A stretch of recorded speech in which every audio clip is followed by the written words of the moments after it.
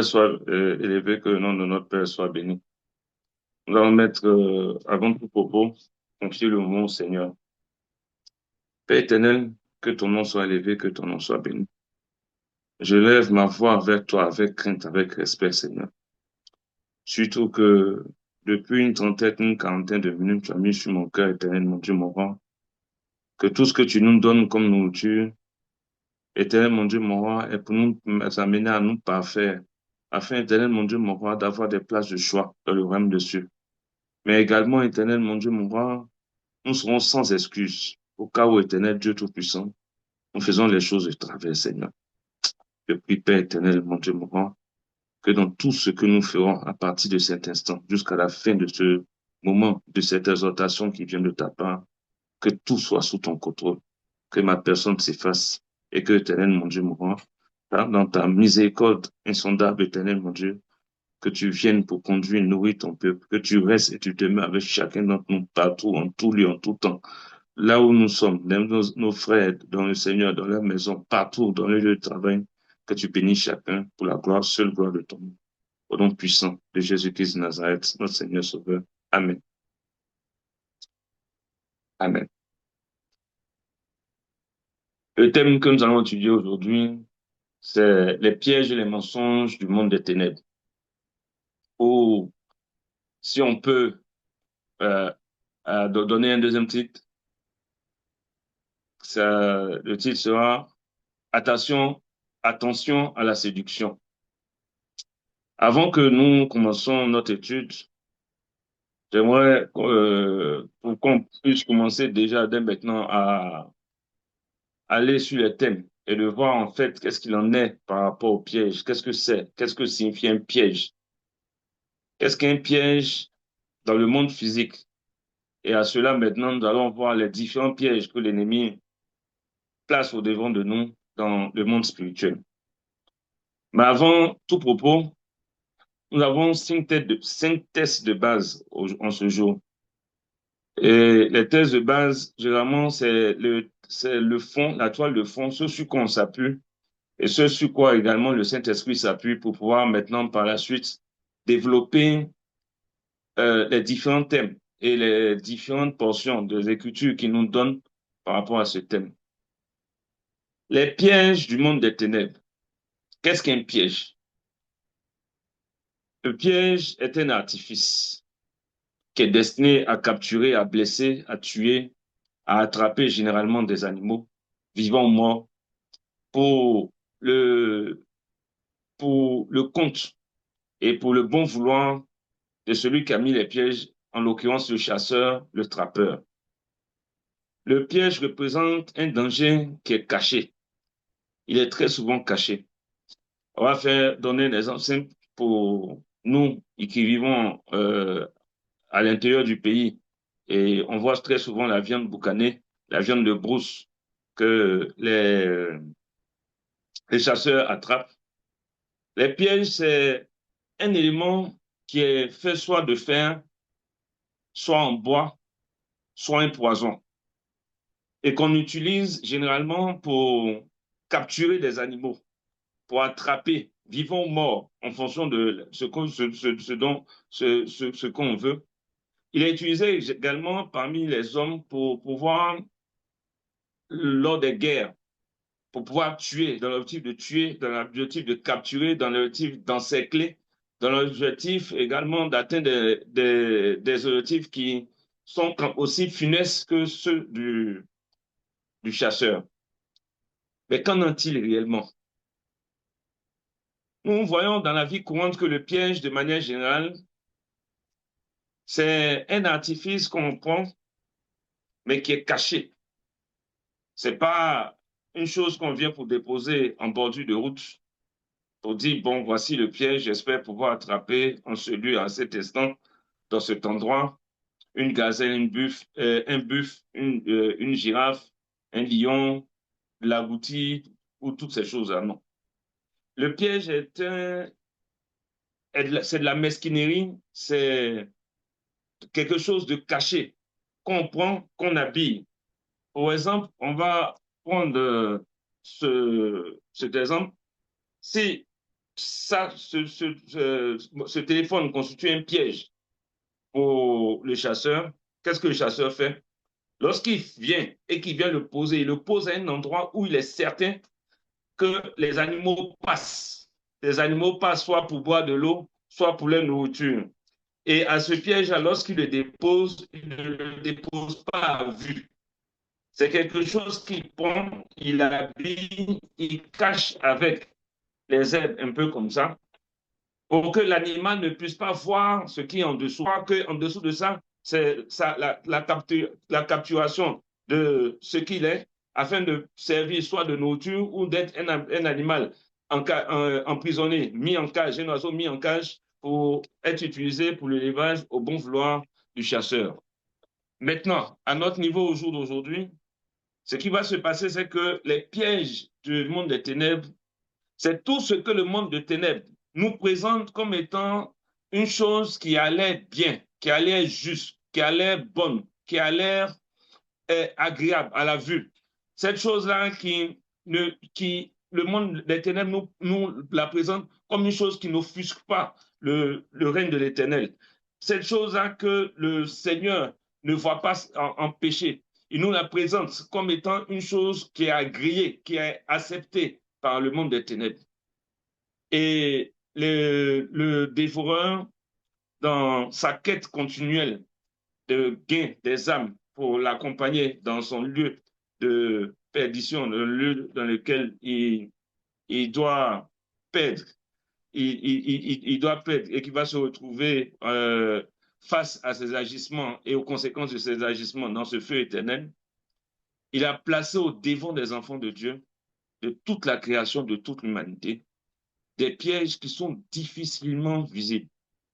Les pièges que nous allons voir aujourd'hui, ce n'est pas tu voleras point, ce n'est pas tu ne tueras point, ce n'est pas tu n'insulteras point, ce n'est pas toute cette loi que le Seigneur a donnée, tant dans la morale des hommes et tant par la loi de Moïse, mais c'est des choses qui se trouvent dans les Écritures, mais auxquelles on ne fait pas attention et qui constituent pour nous des points saillants, des points de chute et sur lesquels l'ennemi s'appuie. Lorsque nous lisons dans le livre de Josué 3 à partir du verset 1, et que nous voyons que le dévoreur se tenait aux côtés de Josué, l'accusant continuellement, il y en est de même également pour nous qui sommes les enfants du Seigneur. Il se tient à côté de nous, nous accusant continuellement sur tout ce qui est loi qui a été donnée par le Seigneur et que sur lesquels nous tombons. Et il se tient également au devant de nous pour nous accuser continuellement sur toute forme de piège qu'il a mis au devant de nous et que par mégarde, nous n'avons pas pris garde et que nous sommes tombés au travers de ces pièges. Ce sont ces pièges-là que le Saint-Esprit nous permettra en ce jour de pouvoir étudier afin que notre marche soit encore plus ferme et que les pas soient encore plus dans l'assurance. Parce que l'Éternel, lorsqu'il dévoile les pièges et les ruses de l'ennemi, c'est pour que nous qui sommes ses soldats, nous marchons maintenant la tête haute avec beaucoup plus d'assurance. Parce que le terrain a été déjà scanné par l'Éternel. Le terrain a été déjà scanné par notre Père. Il n'y a plus de mine antipersonnelle contre le chrétien. Et nous marchons maintenant sur le sentier avec beaucoup plus d'assurance. Nous avons pour thèse de fond Exode 5 thèses aujourd'hui. Exode 23, verset 13. Je vais lire la parole du Seigneur. Exode 23, verset 13. Il est écrit, vous observerez tout ce que je vous ai dit et vous ne prononcerez point le nom d'autre Dieu, qu'on ne l'entende point sortir de votre bouche. Le deuxième texte, c'est Josué 23, verset 12 à 13. Je lis la parole du Seigneur. Si vous vous détournez et que vous vous attachez au reste de ces nations qui sont demeurées parmi vous, si vous vous unissez avec elles par des mariages et si vous formez ensemble des relations, soyez certains que l'Éternel, votre Dieu, ne continuera pas à chasser ces nations devant vous, mais elles seront pour vous un filet et un piège, un fouet dans vos côtés et des épines dans vos yeux, jusqu'à ce que vous ayez péri dessus ce bon pays que l'Éternel, votre Dieu, vous a donné. Je réponds au verset 13. Soyez certains que l'Éternel, votre Dieu, ne continuera pas à chasser ces nations devant vous, mais elles seront pour vous un filet, un piège. Nous allons prendre maintenant le livre de 1 Pierre 5, verset 8. 1 Pierre 5, verset 8. Soyez sobres, veillez. Votre adversaire, le diable, rôde comme un lion rugissant, cherchant qui il dévorera. Et enfin, nous allons prendre le Jean 8, verset 44. Je lis la parole du Seigneur. Vous avez pour père le diable, et vous voulez accomplir les désirs de vos pères. Il a été meurtrier dès le commencement, et il ne se tient pas dans la vérité, parce qu'il n'y a point de vérité en lui. Lorsqu'il profère le mensonge, il parle de son propre fond, car il est menteur et le père du mensonge. Amen. Je reviens encore pour implorer la miséricorde du Seigneur, pour nous conduire tel qu'il nous l'a montré, et conduire le peuple. Prions. Prions. Père, voici tes paroles. Voici ce qui a été écrit. Nous avons déjà prié. Mais Seigneur, nous revenons encore réitérer notre volonté que nous serons sous ton joug léger, et que notre corps, notre esprit, notre âme éternelle soient saisis uniquement par toi. Et tout ce qui sort de notre bouche maintenant pour ton peuple ne vienne ni de ma pensée, ni de mon cœur, mais vienne directement de ton trône éternel, mon Dieu mourant, comme une nourriture spirituelle qui est destinée, éternel Dieu Tout-Puissant, à séparer moelle et jointure, et que par l'épée de tranchant de la parole de Dieu, Seigneur, que tu mettes au devant de nous, Seigneur, les choses que tu souhaites, telles que tes hommes, tes soldats que nous sommes, devons marcher, et en dévoilant également, éternel mon Dieu, mon roi, tous les pièges, toutes les ruses, tous les plans, éternel Dieu Tout-Puissant, cachés de l'ennemi, au nom puissant de notre Seigneur et Sauveur Jésus-Christ de Nazareth. Amen. Nous rendons compte dans les différents passages, la toile de fond, ce que nous devons garder, c'est Jean 8, verset 44. Le diable est un menteur et il est le père du mensonge. Et qu'est-ce que c'est que le mensonge? Un mensonge est une vérité qui est fausse. C'est une réalité, mais qui est fausse. Je vais vous donner un exemple. Vous devez la somme de 100 000 francs CFA à quelqu'un. Et lorsque cette personne vient au-devant de vous pour vous demander que est-ce que je pourrais avoir mon argent quand? Quoique vous n'avez rien à voir, vous savez que le lendemain, vous n'avez pas d'argent, vous lui dites que tu peux passer samedi pour prendre cet argent. Lui, il va avec la vérité de ton mensonge, en prenant ton mensonge pour une vérité, en s'appuyant là-dessus pour dire que vous avez dit samedi, donc pour autant, le samedi, lui, il peut se permettre de donner des rendez-vous à partir du dimanche. Mais pour vous qui avez dit cette contre-vérité, vous tombez sous le coup du mensonge. Le mensonge également, c'est le fait de dire des choses qui sont contraires, mais en plus de les dire de manière consciente, en réfléchissant, en mettant tout en œuvre pour que cette chose qu'on sait fausse paraisse vraie. On le dit avec beaucoup d'assurance. On le dit même avec beaucoup de fermeté. On le dit même dans la foi. Dans la foi, pas la foi chrétienne, mais on le dit avec une certaine assurance, une certaine croyance. Et ce mensonge-là devient au-devant de nous le contraire de la vérité. Celui qui est véridique dira à son créancier, je ne sais vraiment pas quand est-ce que je vais pouvoir avoir cet argent. Mais dès que je l'aurai, je te promets, je penserai à toi pour pouvoir te payer.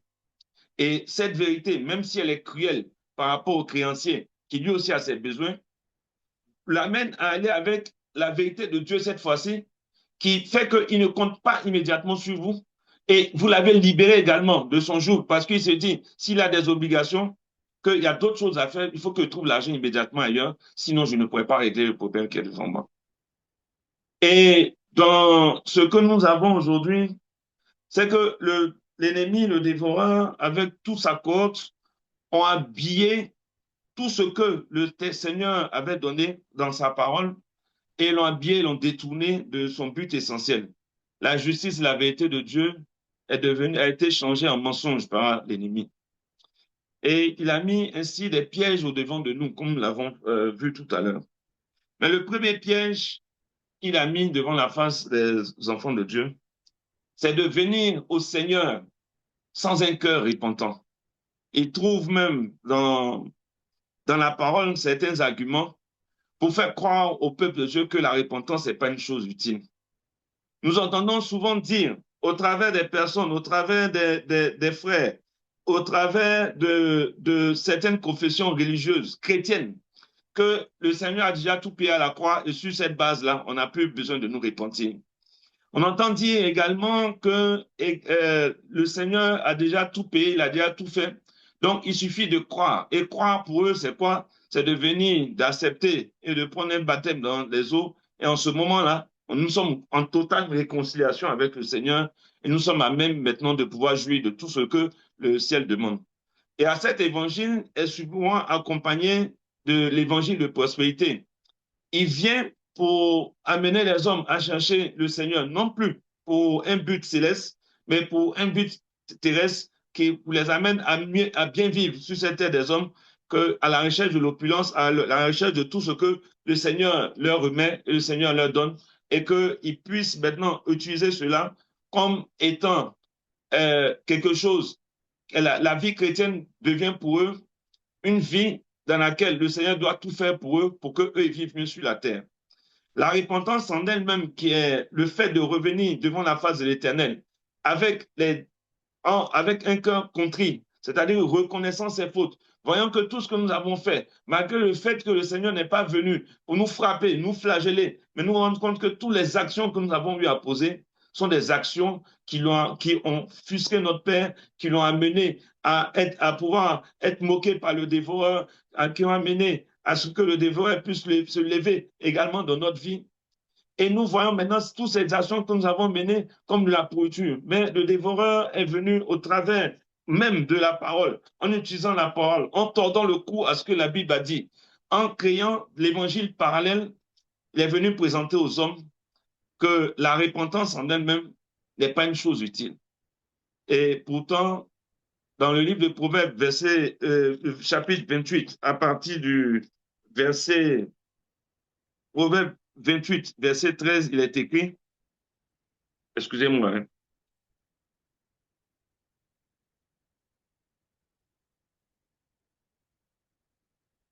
Proverbe 28, verset 13, il est écrit, celui qui cache ses transgressions ne prospère point, mais celui qui les avoue et délaisse obtient miséricorde. La loi du Seigneur et la Bible en entièreté n'est que repentance du début jusqu'à la fin.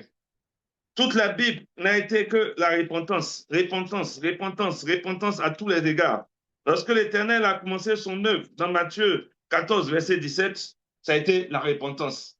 Lorsque l'apôtre Paul, l'apôtre Jean-Baptiste, le frère Jean-Baptiste, lorsqu'il est venu et qu'il a commencé son œuvre, les premiers mots qu'il a prononcés, répentez-vous car le royaume des cieux est proche. Et également le dévoreur, il est venu et il est venu dépouiller cette repentance, il est venu la dépouiller de son objectif à ce que les hommes puissent se réconcilier avec le Seigneur. Mais ils viennent encore que pour dire, selon Jean 19, verset 30, ce sur quoi il s'appuie, c'est que tout a été payé à la croix. Et que ce tout qui a été payé à la croix, ils peuvent venir maintenant devant la face du Seigneur sans se repentir. Et même ils doivent venir devant la face du Seigneur sans se repentir. Et ils sont allés encore plus loin avec une nouvelle théorie qui vient de Genèse 6, versets 6 à 7. Je veux qu'on la lise. Genèse 6, versets 5 à 7. On lit ensemble. L'Éternel vit que la méchanceté des hommes était grande sur la terre et que toutes les pensées de leur cœur se portaient chaque jour uniquement vers le mal. L'Éternel se repentit d'avoir fait l'homme sur la terre, et il fut affligé en son cœur.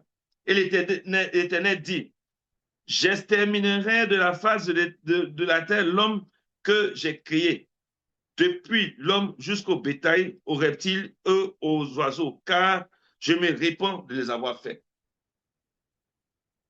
À cette parole, parce qu'il y a un problème de langage, un problème linguistique, un problème de compréhension du français, de la grammaire, de l'orthographe, ils viennent pour poser la question, qu'est-ce que l'Éternel a bien pu faire pour que l'Éternel ait à se repentir?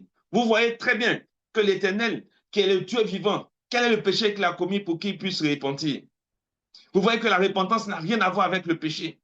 La repentance n'a rien à voir avec ce qui est dit, qu'il faut venir s'asseoir, il faut venir pleurer sur ses péchés. Ce n'est pas ça. Mais en réalité, c'est une mauvaise compréhension de la Bible, ou encore pire, c'est une interprétation qui est voulue par le monde des ténèbres afin d'égarer le peuple. Ici, repentir ne signifie pas que l'Éternel a péché, qu'il revient sur ses péchés. Se repentir ici revient à l'Éternel qui dit, il a résolu qu'il n'aurait pas dû faire les hommes. J'aurais pas dû le faire. Je ne souhaiterais plus le refaire. C'est de ça qu'il s'agit. Il ne s'agit pas d'un Dieu qui a eu à pécher et qui vient se repentir. Pour qu'eux, ils trouvent en ce passage que l'Éternel, notre Dieu, notre Père, n'a pas eu à pécher. Et comment est-ce que se fait-il qu'il veut se repentir? Donc, dans ce sens-là, à partir du moment où l'Éternel qui n'a pas eu à pécher s'est repenti, ça veut dire que nous, les hommes, n'avons pas besoin de nous repentir parce que ce n'est pas, pas parce qu'on a péché qu'on se repent. Ceci vient des théories qui viennent du monde des ténèbres. Et ces théories qui viennent du monde des ténèbres ne tiennent pas devant la parole du Seigneur. Je le dis aujourd'hui pour chacun d'entre nous. La Bible se contredit pas. Ça, c'est un. Elle se contredira jamais. Et en troisième position, elle est égale à elle-même. Aucune contradiction n'est dans la Bible. Le jour où vous lisez la Bible et que pour vous, il y a une contradiction, c'est qu'il y a quelque chose qui vient d'être infiltré par la pensée qui vous anime. La compréhension qui vous anime ne vient pas du Père, mais vient du monde des ténèbres. Et je comprends mieux en ce jour que le Seigneur nous demande que cette parole ne s'éloigne point de nous, ni de notre bouche, ni de nos pieds, qu'elle soit une lumière à nos pieds, et que cette parole ne s'éloigne point de nous. Parce que si tu ne prends pas le temps de méditer, de lire, ces fossoyeurs de l'évangile, ces chauffeurs de corbillard pour l'enfer, lorsqu'ils viennent et qu'ils commencent à te parler, si tu ne prends pas le temps de lire la Bible, d'aller vérifier, de faire comme les hommes de Béret, pour repartir à l'intérieur, pour voir ce qu'il en est, ce qui va se passer, c'est qu'en buvant ce fiel amer, ils te gagnent pour leur dessein éternel qui est l'enfer. Et vous, on se retrouve dans une situation de confusion, une situation qui est compliquée, une situation dans laquelle, parce qu'on a écouté quelqu'un, un pseudo-homme de Dieu, qui nourri par le dévoreur, vient nous détourner de la voie. Mais gloire soit rendue au Père, qui au travers de sa parole nous a permis de démontrer et de démonter toutes ces théories qui sont fausses. Nous allons prendre le livre de Matthieu 24, versets 44 à 46. Matthieu 24, versets 44 à 46. Lorsque j'ai lu cette parole, j'ai crié de joie et j'ai dit, mon Père est le Dieu unique. Matthieu 24, versets 44 à 46. La Bible est un livre qu'on peut lire tous les jours, passer sur des versets qu'on ne voit pas. Et le jour, en fonction du besoin et comment le Saint-Esprit nous conduit, on peut rencontrer un verset qu'on a eu à lire 10 fois et le Saint-Esprit nous permet de pouvoir entrer dans la profondeur de ce verset. Je lis la parole de l'Éternel, Matthieu 24, verset 44 à 46. C'est pourquoi, ça c'est juste après, c'est le Seigneur qui parle ici. C'est pourquoi, vous aussi, tenez-vous prêts, car le Fils de l'homme viendra à l'heure où vous n'y penserez pas. Quel est donc le serviteur fidèle et prudent que son maître a établi sur les gens pour donner la nourriture au temps convenable? La question ici qui est posée est de dire que nous sommes à une période dans laquelle il nous faut trouver maintenant, dès à présent, tout ce qui, tout, il nous faut trouver dès à présent la parole de l'Éternel qui nous permette de pouvoir mettre les choses en place. Et l'Éternel parle ici du serviteur, le serviteur prudent qui, à l'heure, quel est donc ce serviteur prudent que son maître a établi sur les gens pour leur donner la nourriture au temps convenable. Le temps convenable, c'est ces temps-ci. C'est ce que nous sommes en train de voir actuellement. C'est cette période dans laquelle nous sommes au vu des tentatives de détournement de la parole de Dieu venant du dévoreur. Le Seigneur lui-même vient pour rétablir les choses afin que nous puissions obtenir de sa part la nourriture convenable qui nous permet de mettre tout en place. Lorsque l'ennemi commence à distiller son fiel amer en ce qui concerne le, le, la repentance qui n'est pas nécessaire, la parole de Dieu vient pour infirmer cela en disant et en demandant que tout ce que nous devons faire, c'est de revenir à la parole de l'Éternel et que nous avons l'obligation à nous-mêmes de venir et de nous retrouver dans une position dans laquelle nous avons cette obligation-là de mettre tout par rapport à la lumière de la parole de Dieu. Et à cette lumière, nous voyons dans le livre de, si je ne me trompe pas, dans Luc 27, c'est le verset qui m'a échappé. Il y a eu une petite erreur dans ce que j'ai noté.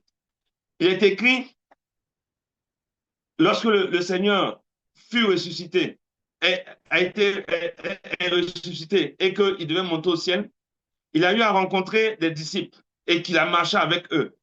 Et il est rentré dans la salle, il a mangé avec eux, il a coupé le pain et tout. Et lorsqu'ils se sont retrouvés maintenant, il leur a donné cette dernière exhortation qui était quoi? Qui était laquelle?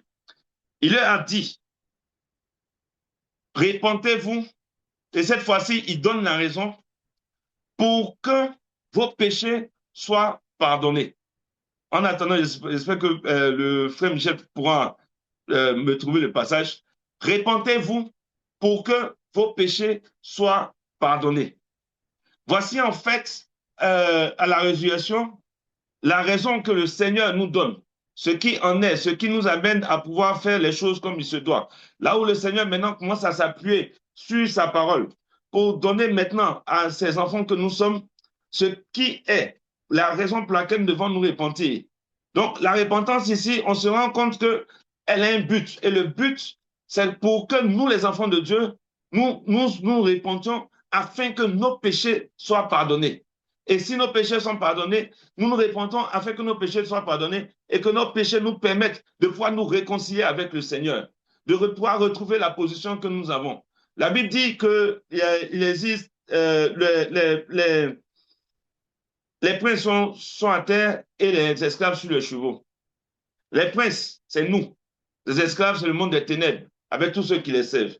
Et ce qui est en train de se passer, c'est qu'au jour d'aujourd'hui, dans tout ce que nous sommes en train de faire, lorsque nous ne repentons pas, nous laissons place au monde des ténèbres qui prend notre place. Le prince, sa place est sur le cheval. Et l'esclave doit être à terre pour conduire le prince et être au service de ce prince-là.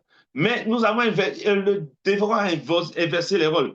Tous les rôles ont été inversés. Et dans ce que nous avons fait maintenant, lorsque le dévoreur a inversé les rôles, nous nous retrouvons dans une situation maintenant dans laquelle tout ce qui a été donné par le Seigneur, il essaie de tordre le cou.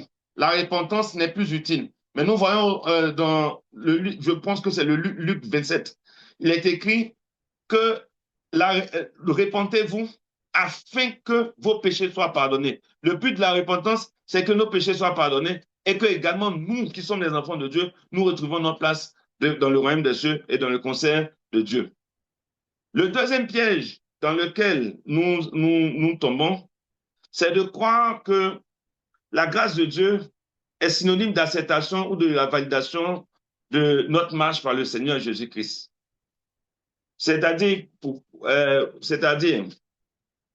la grâce du Seigneur est la chose la mieux partagée, qu'il la partage avec chacun d'entre nous, tous les habitants de la terre, qu'ils soient croyants ou incroyants. La preuve en est dans le livre de Matthieu 5, verset 45. Il est écrit qu'il pleut sur les justes et les méchants. Et malgré qu'il pleuve sur les justes et les méchants, cela veut simplement dire que la grâce de Dieu est répandue sur chacun de ses enfants. Parce que l'une des bases, l'une des choses que nous devons retenir dans tout ce que nous faisons, c'est que le Seigneur, dans sa grande bonté et dans son grand amour, pour parler un peu comme le frère Basile, seul le Seigneur lui-même peut expliquer son amour. Parce que nous autres, on ne peut pas l'expliquer, on ne peut pas le comprendre. Mais dans le Seigneur, dans son grand amour, dans sa grande bonté, fait pleuvoir sur le bon et sur le bon et sur le méchant. Parce que le bon, à la fois qu'il est fils du royaume, le méchant également est également enfant de Dieu. Quoique peut-être n'étant pas encore entré dans le royaume par son comportement, il est et il demeure le fils, un enfant du Seigneur. Mais qu'est-ce qui va se passer?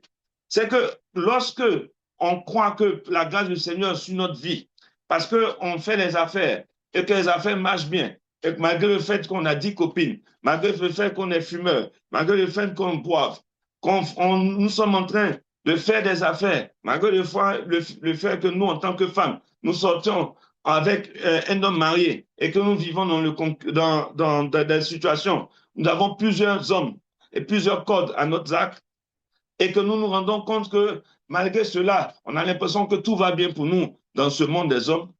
Cela ne fait pas de nous des êtres exceptionnels avec un parcours exceptionnel ou une dérogation qui a été faite du ciel pour que on puisse rester dans cette vie-là et que parce que tout va bien, ça veut dire que le fait qu'on parte à l'église et que tout va bien, c'est que le Seigneur nous approuve, c'est que le Seigneur valide notre marche. Ça, c'est pas cela. Et ça, c'est le deuxième piège. Et le piège, le deuxième piège, le plus grave encore, c'est que on a l'impression que le simple fait de se retrouver dans des situations de compromission et que la bénédiction de l'Éternel vienne pour nous couvrir. Sa grâce infinie vient pour nous sortir de situations difficiles. Cela veut dire que le Seigneur a gré notre marche et que le Seigneur nous a permis d'avoir une voie parallèle. Tout le monde est appelé à marcher sur le sentier étroit, à mettre sa vie en conformité avec la parole de Dieu, à mettre sa vie en conformité avec tout ce qui est écrit. Mais cette situation, le dévouement la présente généralement à ces gens-là, tu les entends sortir de leur bouche. Moi-même, je le pensais avant. Le Seigneur me traite d'une manière spéciale. Mais si jamais tu meurs dans ta vie spéciale, tu auras aussi un traitement spécial très loin du paradis et de la maison du Seigneur. La troisième ruse, c'est donner foi à tout esprit, à tout rêve, tout songe, toute prophétie, sans la faire passer par la lumière de la parole de Dieu. La Bible dit dans le livre de 1 Jean 4, verset 1, éprouvez tous les esprits pour savoir s'ils sont de Dieu. Faites attention, hommes, frères, sœurs, et tous ceux qui nous écouteront, à toutes les révélations reçues en rêve, en songe, mais toutes les révélations qui sont contraires à une seule chose, à la parole de Dieu. Parce que nous entendons souvent des révélations, mais ces révélations viennent qui ne sont pas scripturaires, qui ne tiennent pas de manière scripturaire.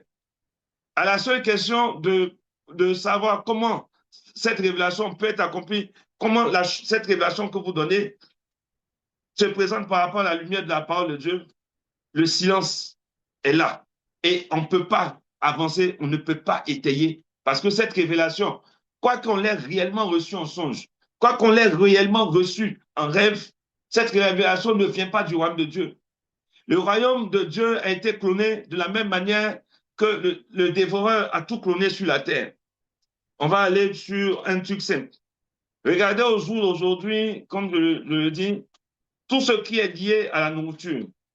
Le poulet qu'on appelle poulet bicyclette, poulet africain, il est un poulet que je peux dire qui a été même assaisonné par le Seigneur.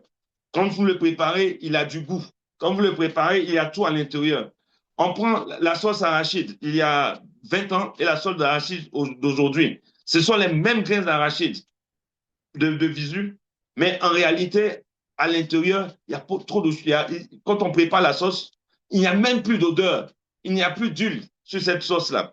Nous allons prendre encore même l'aubergine. Si vous vous rappelez bien, nos mamans, en son temps, avant de préparer l'aubergine, utilisaient toujours un couteau pour l'attraper, le fendre en deux, afin de pouvoir soit enlever des bêtes à l'intérieur et pour pouvoir manger. Et cette aubergine qui avait tout ce goût-là, au jour d'aujourd'hui, l'aubergine d'aujourd'hui, on le prend, on le met directement dans l'eau pour le préparer. Et le goût d'avant, pour ceux qui l'ont connu, et le goût de maintenant, les deux choses ne sont pas les mêmes. Le goût de la viande, le goût du poulet, le goût de la pintade, le goût du canard, le goût du poisson, tous ces goûts-là ont changé. Nous avons aujourd'hui des poissons cap. Il y a deux différences. La cape d'élevage n'a aucun goût par rapport à la cape d'eau douce. Et le dévoreur s'est donné pour mission de copier le royaume de Dieu dans toutes ses composantes, dans tout ce que le Seigneur a fait, que ce soit au niveau de la végétation, que ce soit au niveau des animaux, que ce soit même au niveau des hommes. Cloner les hommes, à le servir, à marcher comme lui, il veut qu'on marche, et à faire des choses qui sont contraires à la parole de Dieu.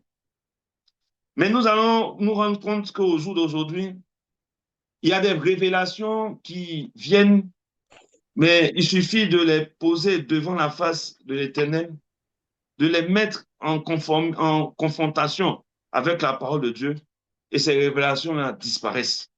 Elles ne peuvent pas tenir. Parce que quoi? Ces révélations ne sont pas dans la vérité de Dieu, mais ces révélations ont été inspirées par le monde des ténèbres. Le monde des ténèbres nous donne des songes. Le monde des ténèbres donne également ces genres de révélations pour que des personnes qui, sans s'affermir, viennent et mettent cela en leur cœur et se disent, prennent cela même souvent comme étant une parole qui vient de l'Évangile. Et cette parole-là aujourd'hui, même si elle tord le cou à un verset de la Bible, on préfère faire passer cette parole-là parce qu'on l'a reçue en songe et que comme on l'a reçue en songe, cette parole est vraie.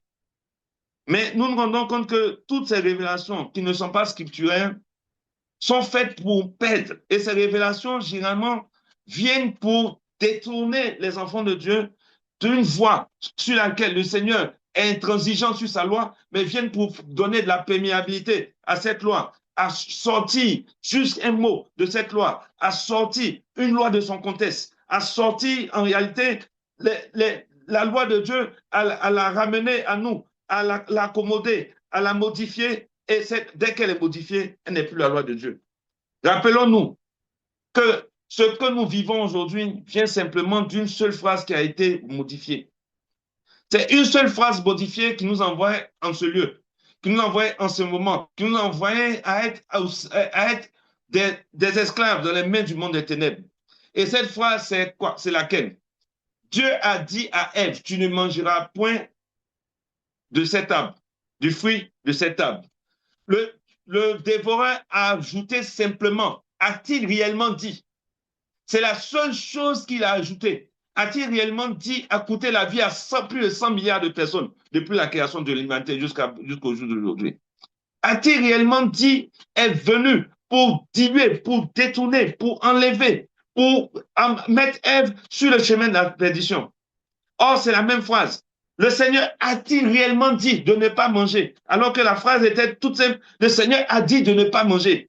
Mais le a-t-il réellement? A-t-il réellement à lui seul injecté le doute?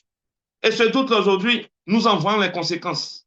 Les conséquences, c'est la perte de la vie éternelle avec notre Père dans le royaume des cieux. Et nous nous rendons bien compte au jour d'aujourd'hui que qu'est-ce qui est en train de se passer à la lumière de la parole de Dieu? Nous nous rendons compte qu'à la lumière de la parole de Dieu, tout ce que nous sommes en train de faire, les gens aujourd'hui se mettent dans des situations dans lesquelles ils préfèrent recevoir les instructions qui viennent des mondes des ténèbres, qu'ils reçoivent par songe en rêve. Et encore, la meilleure des parties, c'est que le monde des ténèbres, puisqu'ils aiment les sensations, a décidé désormais de les nourrir à partir des sensations fautes. Et matin, le monsieur est assis dans son bureau, il y a 5 personnes autour, les démons viennent le chercher, il va visiter l'enfer, il revient s'asseoir et il change la parole de Dieu. Et cela est mis en pratique immédiatement par les hommes de Dieu non affermis, qui ne marchent pas comme les hommes de Béret, pour se poser la question, est-ce que cette parole tient à la lumière des Écritures? Est-ce que le fait de dire que voici comment les choses sont, que désormais la femme doit monter à la chair, désormais on doit baptiser les enfants, désormais voici comment les choses sont, et tout ce qu'ils envoient est contraire à la parole de Dieu. Le Seigneur n'avait besoin de personne pour pouvoir écrire sa Bible. Il a utilisé seulement les hommes, comme la Bible dit. C'est inspiré par l'Esprit de Dieu que les hommes ont écrit de la part de Dieu. Les hommes qui ont écrit n'ont pas écrit de leur part. Et si le Seigneur a fini d'écrire sa Bible et qu'il nous dit dans cette Bible que pas un seul mot de cette Bible ne doit disparaître, il faut que nous nous mettons en conformité et que nous sachions que tout ce que nous lisons dans cette Bible est valable pour nous. Je le dis, la Bible en elle-même est la parole de Dieu pour nous. Et mon frère Daniel Hoche, la dernière fois, a dit une chose qui est telle que j'ai trouvé magnifique. Il dit que la parole de Dieu a été écrite pour nous. Pas pas le monde entier, mais la parole de Dieu a été écrite pour le chrétien. Pour que celui-ci puisse avoir effectivement la torche qui lui permet de pouvoir marcher sur ce sentier. Et voici en fait ce qu'il en est. Mais qu'est-ce que le dévoreur fait? Nous savons que le dévoreur se comporte comme un procureur. À chaque action que tu poses, il va pour t'accuser. Oh, Chantal, mais elle a prié, elle te demande qu'elle veut un enfant. Dis oui, le Seigneur répond oui, c'est ma fille, je veux qu'elle puisse avoir un enfant. Ah, Chantal qui a péché, qui a fait des avortements là. Donc tu es maintenant le Dieu de ceux qui avortent. Et quand il pose la question comme ça, c'est juste pour imaginer, hein, je n'étais pas là au conseil de Dieu. Le Seigneur maintenant, puisqu'il n'est pas, il est contre l'avortement, son amour veut s'élancer, mais sa justice le retient. Sa justice, c'est quoi? Sa justice, c'est le simple fait que lorsque la chose est prononcée et que par rapport à sa parole, que la chose est en déphasage avec sa parole, quel que soit le degré d'amour qu'il a, dès que le dévoreur vient se mettre en place, la seule chose qui va se placer pour celui qui n'est pas sous le sang de Jésus-Christ, c'est qu'est-ce qui va se passer? Le Seigneur se rétracte. Or, pour revenir au premier piège, la repentance est pour que tous les actes sur lesquels le dévoreur vient nous accuser, que le sang de Jésus-Christ vienne pour nous couvrir, vienne pour nous couvrir, à telle enseigne que lorsqu'il viendra pour parler, voici ce qu'il avait fait, et qu'il dit non, il est sous mon sang, je l'ai couvert, j'ai enlevé, je ne vois plus ce péché, mais je vois mon sacrifice, parce que cet enfant, parce que mon fils Basile, mon fils Daniel Hoche, mon fils Gédéon a accepté mon sacrifice. Il a compris la justesse de mon sacrifice. Il a compris que mon sacrifice était un plan salvateur pour lui. Et voici la raison pour laquelle je ne regarde plus à ce qu'il était et à ce qu'il faisait. Mais désormais, je le regarde dans le prisme, dans les jumelles. En le voyant, je vois Jésus-Christ de Nazareth qui est mort à la croix afin qu'il puisse être sauvé. Et voici que mon fils l'a accepté. Mais ils vont aujourd'hui. Ils se retrouvent dans des songes. Ils se retrouvent à visiter l'enfer. J'ai entendu qu'ils ont dit qu'ils sont partis 35 fois à l'enfer. Il y a écrit nulle part dans la Bible que c'est une condition pour entrer au ciel. Il n'est écrit nulle part dans la Bible que c'est une condition pour que le Seigneur te parle.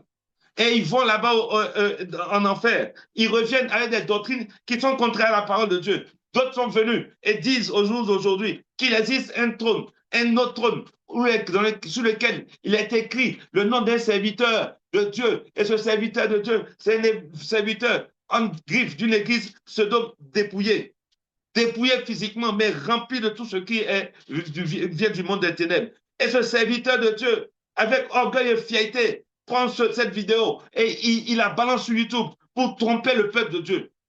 Alors que cela est contraire à la parole de Dieu. Lorsqu'on prend Apocalypse 10 et 4, verset 10, nous allons lire cette parole. Apocalypse 4, verset 10.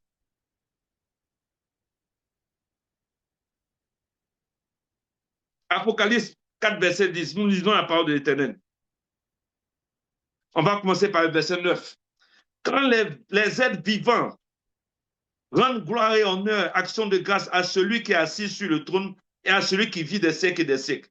Les 24 vieillards se prosternent devant lui qui est assis sur le trône et ils adorent celui qui vit au siècle des siècles et ils jetaient leur couronne devant le trône en disant, tu es digne, notre Seigneur, notre Dieu, et de recevoir la gloire et l'honneur, la puissance, car tu as créé toutes choses et c'est par ta volonté qu'elles existent et qu'elles ont été créées. Au verset 10, les 24 vieillards se prosternaient. À quel moment nous avons trouvé le 25e vieillard?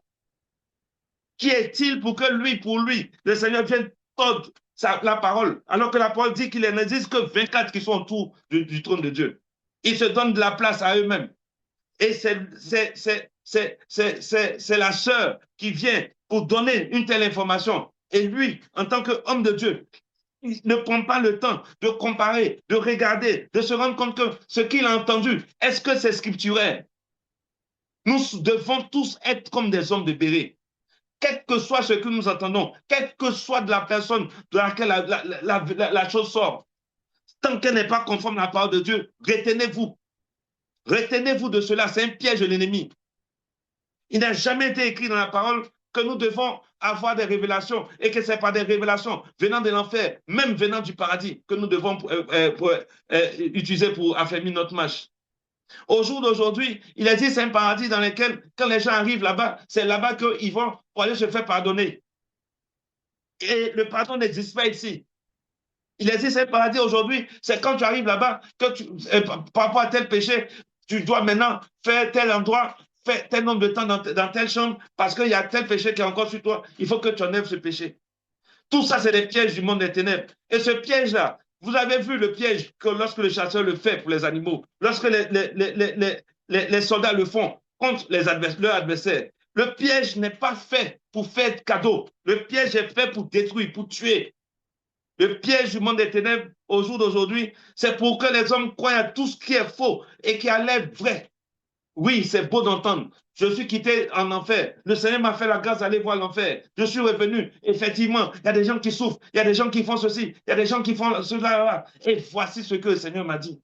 Même si ça vient de la personne la plus honte que vous connaissez.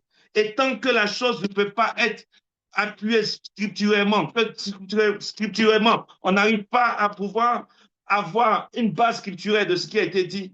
Retenez-vous de ces genres de choses. L'enfer existe. Et comme je le disais tantôt, le diable a tout doublé. Il existe un faux ciel, il existe un faux enfer. Et ces faux ciels et ces faux enfers qui appartiennent à la reine du ciel, au dévoreur, qu'est-ce qu'il a fait? Il fait rentrer tous ceux qui sont à la recherche du sensationnel. Ils vont là-bas pour aller recevoir des instructions et ils reviennent les mettre en pratique. La femme qui ne devait pas prêcher, aujourd'hui, la chair lui appartient. Ils s'en vont, ils sont partis en enfer, ils sont revenus. C'est de là-bas maintenant, le pasteur doit se mettre sur des hauts talons pour pouvoir prêcher. Parce que soi-disant, il est parti en enfer. Parce que soi-disant, il est parti au paradis. Ce qui compte, ce n'est plus la Bible. On tord le cou à la Bible. On s'en fout de ce qui est dit à l'intérieur. Et la seule chose qui compte aujourd'hui, maintenant, c'est la révélation. Vous voulez le sensationnel, vous serez servi par le sensationnel.